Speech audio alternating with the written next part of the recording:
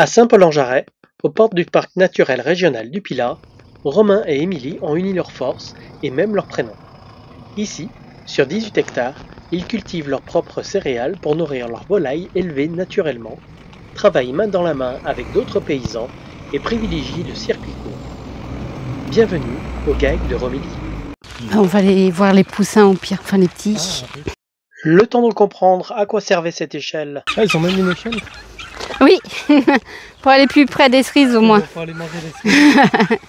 Mais également de sauver une pintade de la prison à perpétuité. Sous le regard attentif de Rocky. Rocky!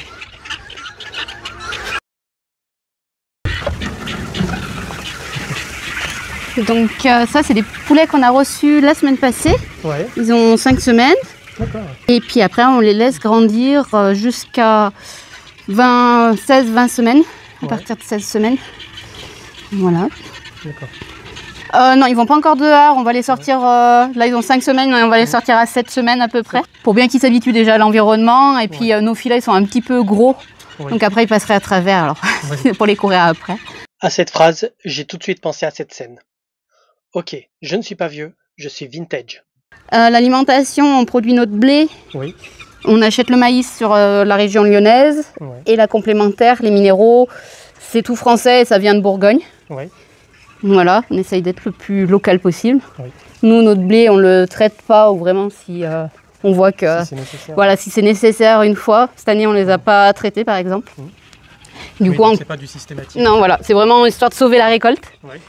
Et donc, on a du blé en culture et du colza.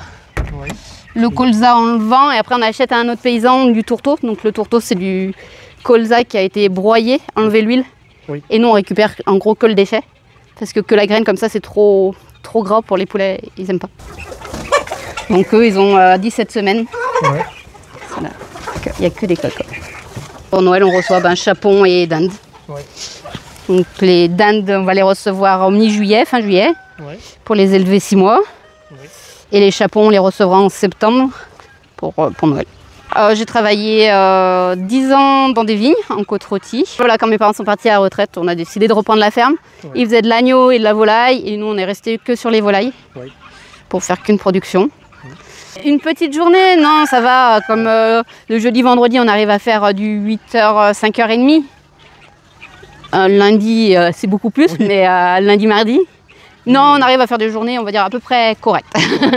À peu près, ça dépend des périodes, ça dépend s'il y a des moissons, ça dépend les ventes, ça dépend beaucoup de choses. Mais on arrive à faire des journées correctes. Il y a quelques jours un peu plus longs, et puis quand c'est les moissons, mois de juillet, ou les semis, mois d'août, où on a du boulot, ça va. On arrive à pas finir trop tard pour voir la famille et faire tout ce qu'il y a à côté aussi. On arrive bien à trouver notre équilibre et puis en profiter quand même des petits, de les voir, c'est important. Donc non, ça va.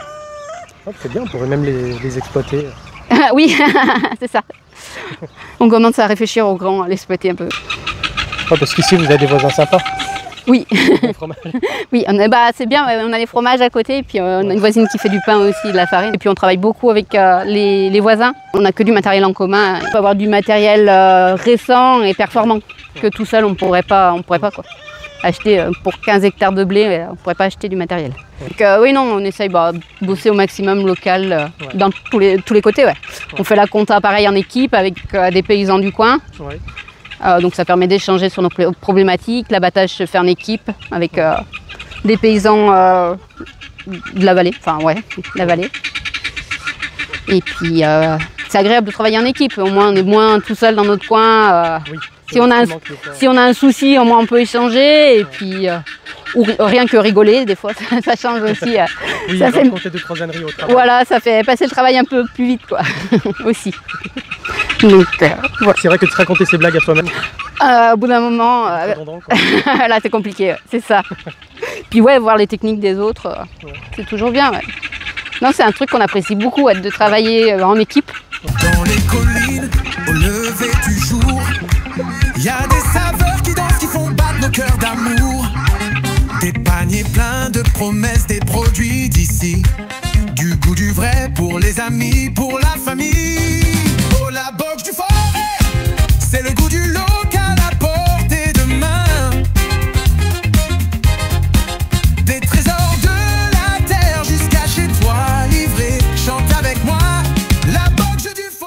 Bienvenue au GAEC de Romilly. La Banque du Forêt